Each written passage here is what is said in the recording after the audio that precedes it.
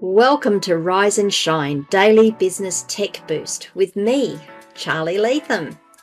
If you're a small business owner looking to simplify technology and get real, actionable advice from someone with 35 years of IT experience, you're in the right place. Every episode, I'll dive into tools and systems like email, CRM, marketing and tracking, and break them down into bite-sized tips you can use right away. Your time is valuable, so let's get straight to the point. It's time to work smarter, not harder.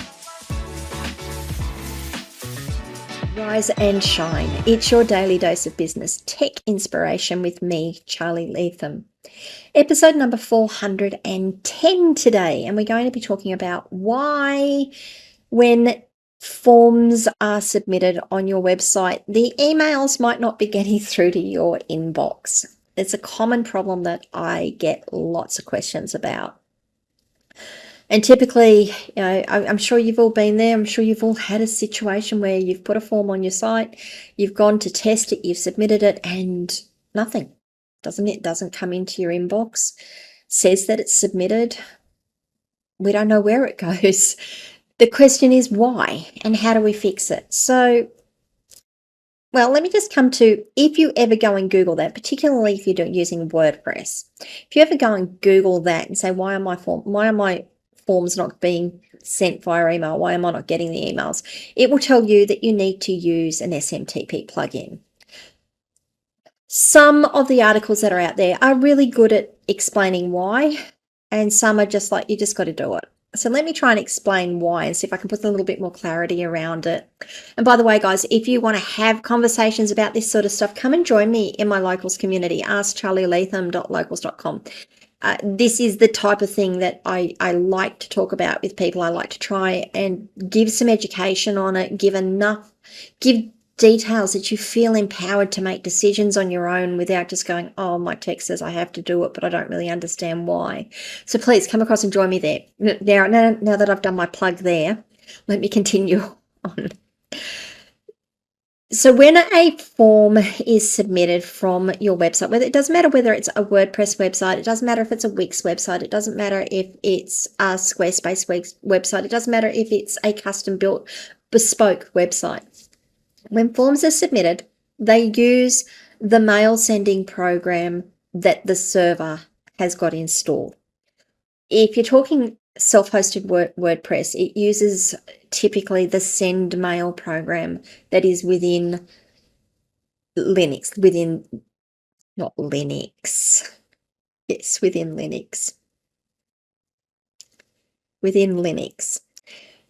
And that send mail program uses the IP address of the server that it's going from. If the server, and it's really difficult to get the server and your DNS records configured correctly to authorize that server to send on your behalf. There's a lot of things that you need to do, and often, I was going to say if that server's not configured correctly, that's not right. Often there is a disconnect between the DNS entries required to authorize that server to send on your behalf or your domain's behalf and the server sending on your behalf or your domain's behalf. And what happens is the mail goes out from the server, the recipient gateway goes, that IP address isn't configured properly to send on your behalf, so we're going to spam it. We're just not going to send it through. It's just going to get lost. It's going to go away.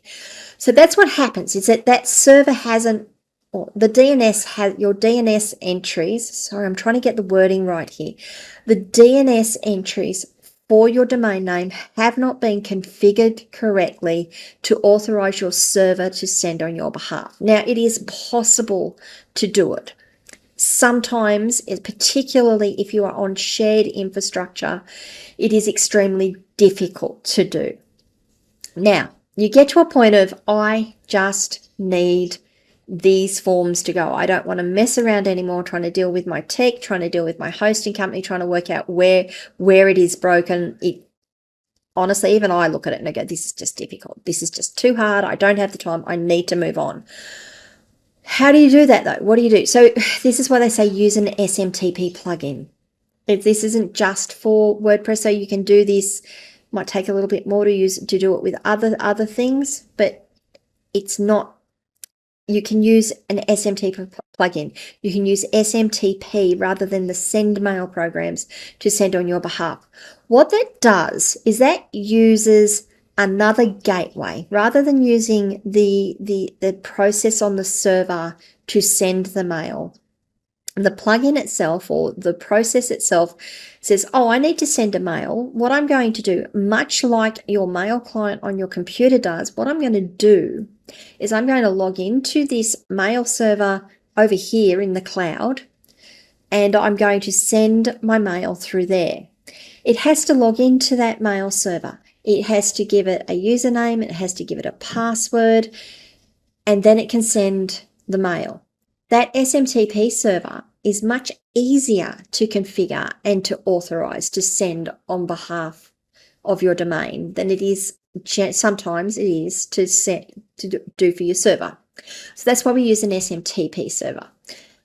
So don't ask me what SMTP stands for. I can't remember. And I don't, oh yes I do, Simple Mail Transfer Protocol. Can't believe I forgot that. So it's the protocol that sends mail through the internet. The question is, what SMTP server do you use? How do I do this? Oh, it says to use Gmail. Well, yes, you can use Gmail, and then you find that there's some little idiosyncrasies in using Gmail, and sometimes it's a little more difficult to do, and sometimes it doesn't work. And Gmail's, yeah, it can be problematic. You could try and use your own server-based mail, and sometimes you end up with the same problems that you've got with sending from your web server. Well, the reason I say same problems, it's actually slightly different root cause. When you send from your SMTP server on your web server, that is generally authorized to send on behalf of your domain name. Unfortunately, a lot of ISPs and MSPs, mail service providers, will look at the IP address of the mail server and go, yeah, that IP address doesn't have enough reputation. No, you imagine not having enough reputation to be a trusted sender. So we're not going to send the mail through. And particularly if you've only got a low level of mail going through that server, it goes, yeah, no, we're not going to send from that. And you've got everything configured correctly. It's just that you don't have enough reputation. So you could use your own server-based mail to do it. That has its own problems. You could use Gmail to do it. Gmail requires you to have an app password, and then there's a couple of other things that I've noticed are idiosyncratic about it at times. Sometimes it works well, sometimes it doesn't. The other way of doing it is actually using a dedicated service to do it. Now, there are a couple out there. The ones that I've looked at are Mailgun and SendGrid. There are others, including Amazon Simple Email Service, Postmark Mail Send, and Brevo, B-R-E-V-O, which was previously Send in Blue. These all do very similar things.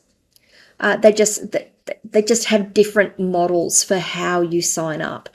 My preferred one is Mailgun, and the reason my preferred one is Mailgun is that it still has a tier that gives you a certain number of free emails every month that you can send. There's a little bit of an effort to get back onto that tier once you've signed up, and I'll talk about it later. But I like Mailgun because it still has a tier that you can still send free emails. It's only a small number, but you can still send them. If you're using this from your website and you've only got 3 or 4 messages a month, or 10 messages or 20 messages a month, it's perfect for it. The others are good too. I did like Send in Blue when I looked at that, which is now Brevo, and SendGrid is pretty good too. You do just need to look at the pricing of how they've structured their packages to do this.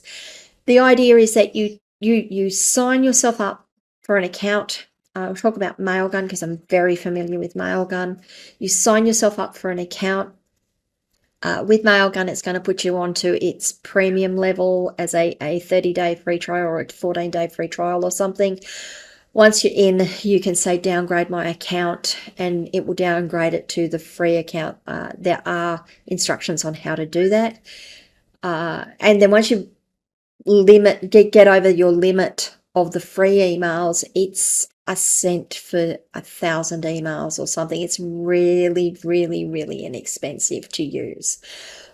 And once you've signed up for the account though, now that I've done all of that, once you've signed up for the account, you then put your domain name in. It says, it recommends using a subdomain to send your mail. I absolutely agree with that. Use a subdomain to send your email.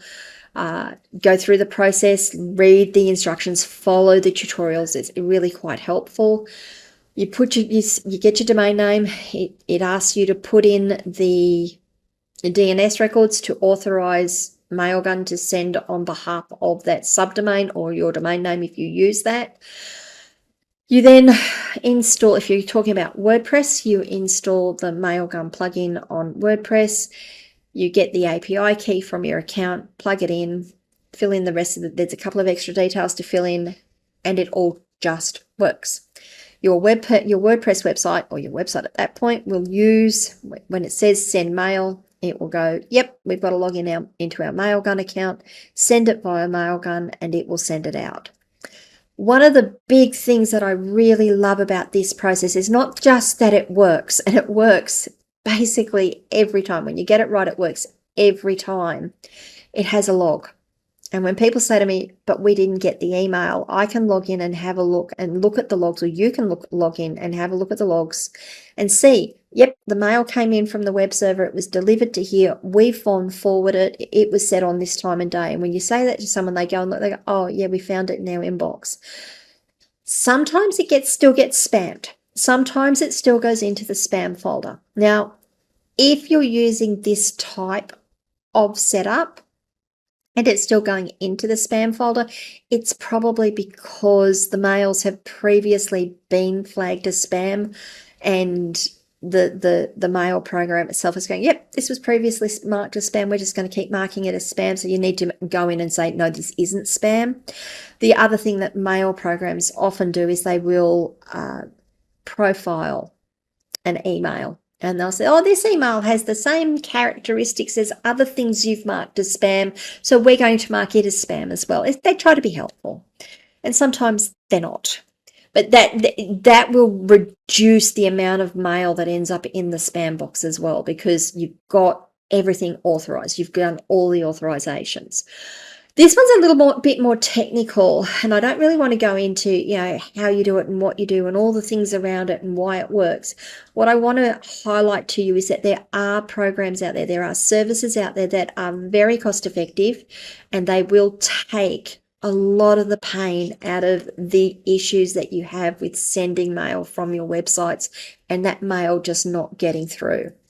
I'm talking here specifically about, your contact forms and the forms that you have on your sites. But how many of you have gone onto your website and said, I'll just do a password reset and send the new password out? And they say, I'm not getting my password. And I don't know why they're not getting the password. That's why. You can set your sites up to use something like Mailgun, Sendinblue, SendGrid, whatever those other ones were, and have all of that handled for you without a problem. All right.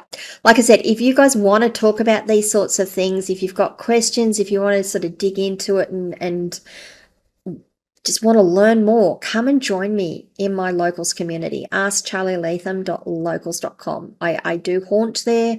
I try to answer questions. I try to put up hints and tips as we go along. These podcasts are also in there as well, in case you're looking for them in one place. If you want to ask questions, please send me a DM on any of my social media channels. I'll get back to you eventually. I'm a little bit slower to answer on there. You can leave comments wherever you're watching or listening to this video, and I'll answer them as well, or come across to my website and have a chat there, askcharlyleetham.com. If this has been of benefit for you and you've got some information out of it and some value out of it, I'd really appreciate a like. That would be very nice. Thank you. And if you haven't already, please subscribe to the channel, ring the notification bell so you find out when I drop more content. And I will be back approximately this time tomorrow morning with the next topic. Bye.